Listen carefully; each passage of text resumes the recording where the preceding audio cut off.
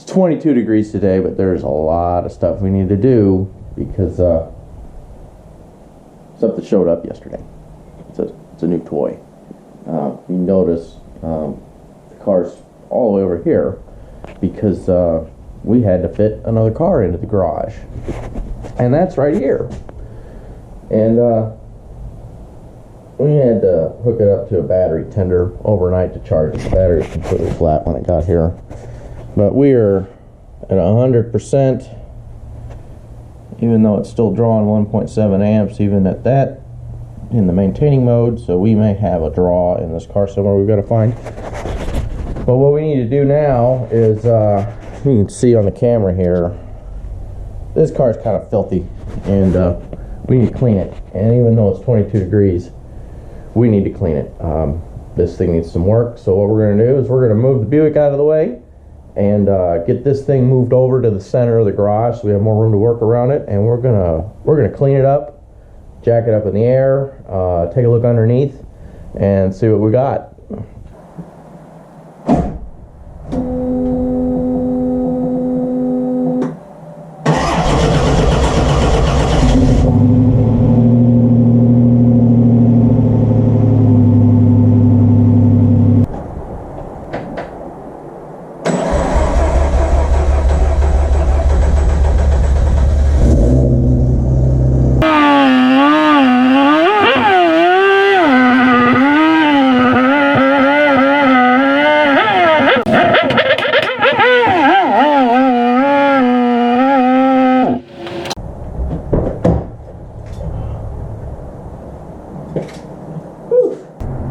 Take a look at what we have here. This is a 2004 Mazda RX-8. It has, I don't know, a gazillion miles. I really don't care. It's filthy because it's been sitting in the winter in Indianapolis. So I've once again snatched a project from the clutches of the Indianapolis winter. That's kind of did that little walk around, so obviously it's filthy. Get inside here, and you know, really like these things. They were neat when they came out, and what's kind of neat is these doors, the suicide door, they open. This opens all the way. It is so easy to get in and out of this car, even though it really is a sports car. Interior is in really good shape. Let's see here. I never even checked to see how many miles are on this thing. Let's find out. What do we got here? 138,000. All right. So that's good. So yeah, I mean, this is a pop the hood here. There it goes. Let's take a look under here. Close this up. Still closed like we should. We had to put this thing on the tender overnight because the battery was completely flat. So let's get this open, and then what you got is a 1.3 liter Renesis. This is not the original engine. The original engine, this car blew up, and the previous owner did replace it with a rebuild from somewhere. It seems to run okay. But we've got a pretty nasty exhaust leak that we need to find. It does have the oil injection upgrade there, so it uses two-stroke oil to lubricate the apex seals instead of dirty crankcase oil. So what we're going to do now is we're going to clean this thing up. You know, it's just silly, but it's covered in so much salt and dirt that every time you touch the car, you end up scratching the paint. And I think this paint is savable, so we want it to not get any worse. So that's what we're going to do first, is clean this thing up, and then we're going to jack it up, get it on wheels off of it, and crawl underneath it and see what we can see under there. See if we can find that exhaust leak, and you know, make sure the floor pans aren't rusted out. Let's get moving.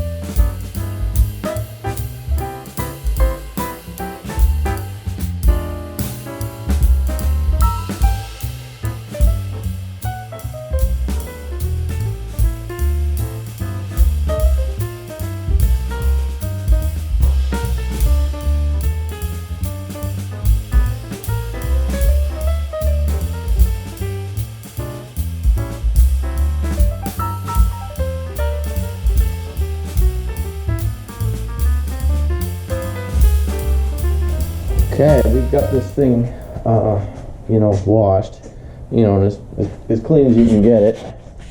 And we can see this paint's in pretty good shape. We do have some damage in a couple spots. Gonna need to touch that up.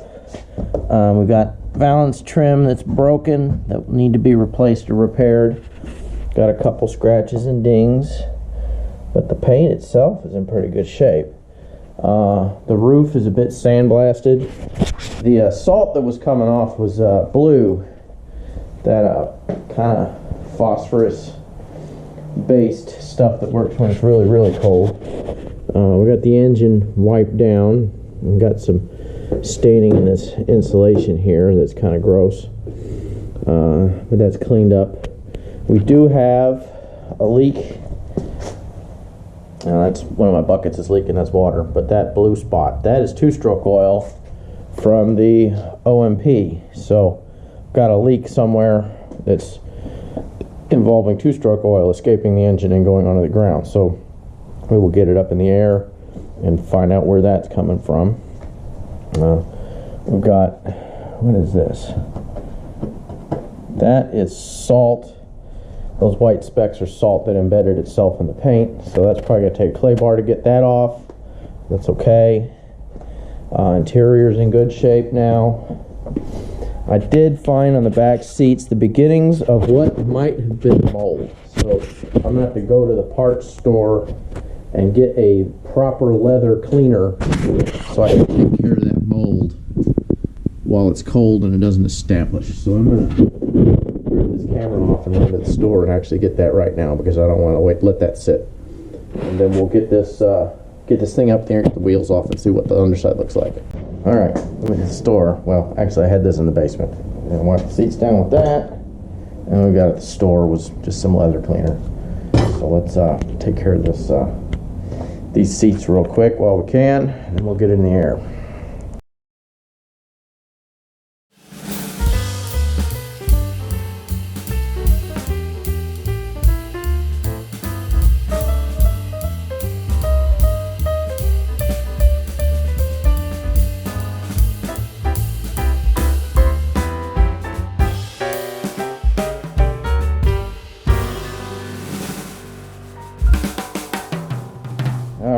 Clean these seats off. One thing I've noticed is the cushion on this driver's seat is wore out, so we may pull that off the thing. It looks like it comes off or does something, I don't know, but we have to get that apart and figure out if we can fix that or if we need a new seat.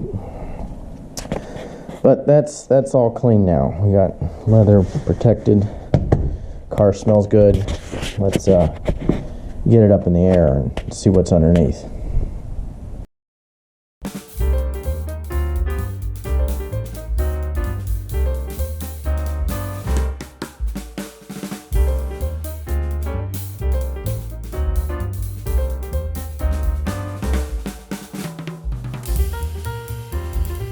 Okay, we've got the wheels off and kind of cleaned up the wheel wells.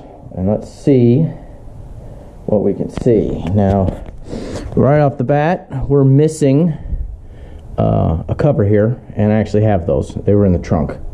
So the wheel cover that goes here. You can see the big old oil cooler. And bonus, this thing has an aftermarket Mishimoto aluminum radiator. So that's neat. We'll be draining the coolant out and changing it because I don't know how long it's been in there. All of this looks great. There's no corrosion in the wheel well. You can see that red engine block MSD plug wire in there. So we've got aftermarket plugs and coils on this. The motor mount is in great shape, which is good. This spring is clean. This is some kind of aftermarket lowering spring, but that appears to be a stock strut, so that's fine. I've got some damage here. Looks like somebody probably had some bigger wheels and tires on it and they rubbed right there and just pushed that. You see there's a pinch weld behind that spot in the plastic and it just pushed that in there and ate through it. That's not a big deal. Let's check the other side. We'll walk around. This will be the business end. This is the side with the exhaust leak. So look around here, same story. It's got another oil cooler. Well, it's kind of a weird thing, right? Because when you change the oil in these cars, the oil coolers don't drain. So you kind of have to, for this one, the fuel's so contaminated, I'm going to need to probably change the oil a couple times just to cycle through all that. We got yellow paint on that sway bar. I don't know if that's normal. That is a polyurethane sway bar bracket, so somebody changed that. That might be an aftermarket sway bar. I'll have to get the calipers out. Nice silicone water tube on that aftermarket radiator. That's the AC condenser on front of it. This motor mount is in great shape. And there is my header. This thing is leaking somewhere. This is a 6-port car. So we will be getting that header out of there and replacing it with a cast exhaust manifold. We're just waiting on the gasket before we take it apart. But that looks like, just like it does on the YouTube videos, we'll be able to get to it. Bushings in the control arm. They look alright. Ford short long arm suspension. These things are sports car stuff, right? So let's go check the back. The back here, clean. There really wasn't much. I mean, just surface dirt, but no rust. Body mount's in good shape. All of this is in great shape. Exhaust hangers are in good shape. This car was taken care of. Somebody kept it clean. Look at this weird. I mean, what is this? This is there are one. Let's count them up, right? Is there any steel in this car? Here we go. There we go. 1, 2, 3, 4, 5 rear suspension links. Whatever egghead designed these multi-link suspensions, they are beyond me. Because I mean, that's just figuring out where 5 links is going to move and make sure it doesn't bind up. And that's 5 links per side. It's independent. Most people have trouble visualizing a 4-link on a stick axle, so 5 links, it's a lot. Same story over here. Everything looks good. All the rubber, the bushings are in great shape. Those are Tokiko Mazda part numbers, so those are original dampers. That's fine. Let's get the creeper and get under it. We are underneath. You can see the water hoses. So we got Mishimoto tied into OE. We may need to change that. Got some stuff there. We do have, there's our 2-cycle engine oil leaking. See, there's the condenser. Looks great. There's an under tray missing here. I'm going to need to find one because that really does need to be in place. Without that, there's nothing forcing the air to go through the radiator. Rack and pinion steering. That is a big doohickey. I wasn't expecting that. Alright. Over here, oil pan looks good. Engine oil's not leaking. There's the starter motor, which that looks easy to get to, which is good because I have one to put on it. Looking around up here. This is all fine. I don't see any leaks. Let's roll back over here. So there's our 2-stroke oil. We know it's 2-stroke because it's blue and it smells like 2-stroke oil. So that's coming down from somewhere. Oh, there it is. There's the OMP pump, and I'm sorry, I don't know if you guys can see that, but that is leaking. So we're gonna need to get to that and figure out what's up with that. So that's gonna have to come off. I may need to order a new one. I don't know. Maybe just the seals. But we found that leak. Let's see if we can find this exhaust leak. Looking around, we're upside down now.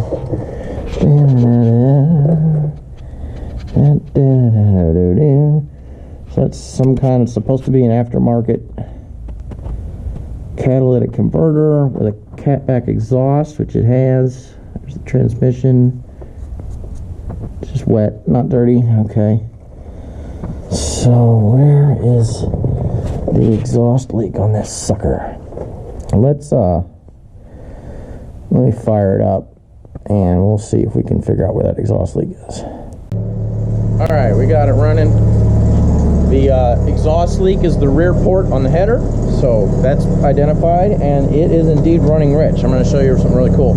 I've got my Amazon data reader, and you can read this. I've got equivalence ratio, which is air fuel, but it's in lambda, not AFR.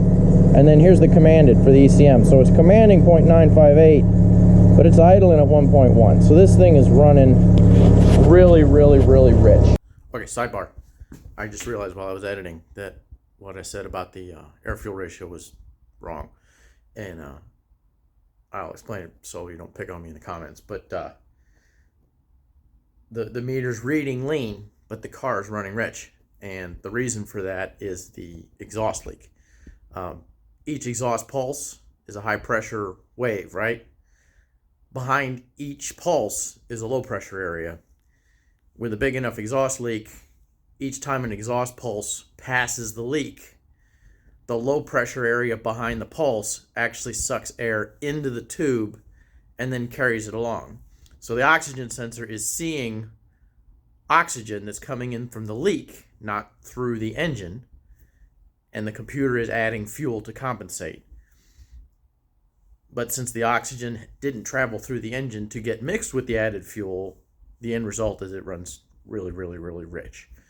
If you rev it up past like 3,000, the pulses get close enough together that it's not sucking in as much oxygen and everything levels out. So we get that leak patched and it's going to run great. Woo! Stinks in here. This thing is stinky stink. Stinkity stink, stick, stink. Where did I put my light? Here's the light. So we can get under here. Of course, you can hear that leak putting away. But, no rust. Unlike the Ford Probe, this is a perfect solid shell. So I'm very happy. Oh, we got a capped off vacuum port up there. I wonder if that has something to do with anything. Yeah, so we're gonna do some stuff. Anyway, I mean that about does it for this little tour. I'm gonna put the wheels back on and get it back down on the ground and get the Buick back in the garage, because there's really nothing more for me to do on this today. We're waiting on parts to show up. We've got our OE exhaust manifold here. We're gonna put that on, and that'll just clear up. I mean, that's an eBay header. It got warped, started leaking. Not a big deal. We'll get it out of there. The cast iron piece is a lot heavier, but you know, Mazda didn't screw around with this car. You know, that thing's gonna flow fine. I'm not gonna lose anything putting it back on. So thanks for watching. Tune in. Keep an eye out. There's more coming for this. We're gonna get this thing running. We're gonna take it to the SCCA Dixie National Tour at the end of March, and there's a roll cage coming for it already, so we can run the Pine Mountain Hill Climb with it, because the probe's not going to be back together in time. So thanks, and you know, like and subscribe, and see you next time.